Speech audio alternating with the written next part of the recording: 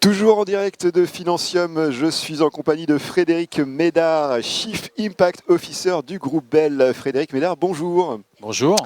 Alors aujourd'hui, vous avez été distingué, vous avez reçu le prix du directeur financier responsable. Bravo pour cette récompense. Quel est votre sentiment sur cette distinction ? Écoutez, beaucoup de fierté. C'est une marque de reconnaissance importante. Moi, je suis Chief Impact Officer, donc je ne suis pas que directeur financier. Derrière ce titre, en fait, c'est le mariage des services financiers et des services RSE. Donc en fait, c'est la combinaison gagnante. Et donc je suis un peu plus qu'un directeur financier, mais ça me fait globalement, ça me touche beaucoup.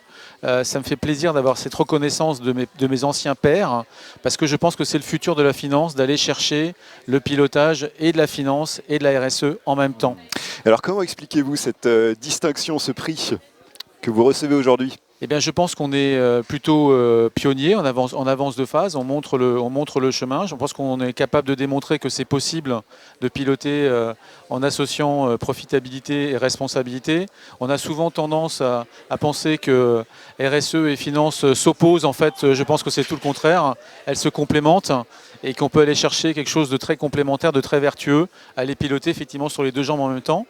Et c'est la reconnaissance globalement de financiers qui ont ce savoir-faire de piloter la performance. Tout le pari qu'on a chez Bell, c'est d'amener ce savoir-faire au service de la RSE. Donc on est plutôt très content. Enfin, je suis très heureux de cette reconnaissance. Alors justement, en tant que Chief Impact Officer du groupe Bell, quels sont vos chantiers prioritaires aujourd'hui ? Le principal chantier, le groupe Bell a mis en place depuis plus de 20 ans une stratégie RSE. On l'a inscrit au cœur de la RSE, de la stratégie du groupe. Et donc depuis maintenant 3-4 ans, le sujet c'est d'accélérer l'opérationnalisation de la stratégie RSE. Donc l'objectif c'est de mettre en place un modèle d'entreprise qui est vertueux, qui fonctionne sur deux jambes, la profitabilité et la responsabilité, et donc de mettre en place le modèle de pilotage qui va avec. Donc on a globalement mis en place 4 grosses étapes pour mettre ça en place. La première, c'est de la formation pour acculturer, sensibiliser les décideurs, les collaborateurs.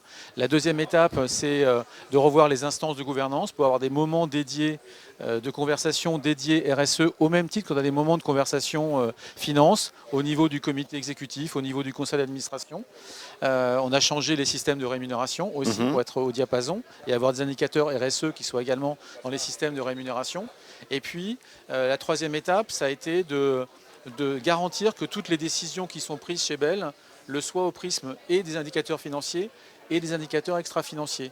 Et donc, on a occupé le terrain en essayant de mettre en place des processus qui permettent d'avoir une mesure de l'impact financier, mais aussi une mesure de l'impact RSE, et pour les projets d'investissement, et pour les innovations, rénovations produits, et aussi pour les budgets et les plans stratégiques. Vous parlez d'une quatrième étape, je crois aussi. La quatrième étape, c'est de mettre en place des outils de pilotage. Ouais. On ne peut pas piloter globalement, dans notre DPEF, on a 150 indicateurs extra-financiers. Ouais. On ne peut pas en piloter 150 à maille mensuelle ou trimestrielle. On n'en retient qu'une petite 5-6. Et on est en train de mettre en place des outils innovants, digitaux, pour permettre aux collaborateurs de s'approprier les indicateurs et les piloter. Alors, pour finir, cette année, Financium a pour thème le dirigeant financier au-delà des crises. Peut-être un mot de réaction sur cette thématique ?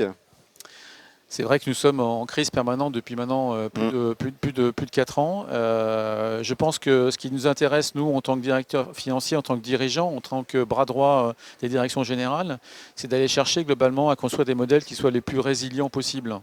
Et je pense qu'en fait, la meilleure façon d'aller chercher une résilience du modèle, c'est aussi d'aller globalement travailler sur des équations de responsabilité environnementale, sociale et sociétale, parce que c'est elles qui garantissent la résilience du modèle économique. Donc je pense que c'est la meilleure façon d'adresser le sujet. Merci Frédéric Médard pour cette intervention. Merci à vous.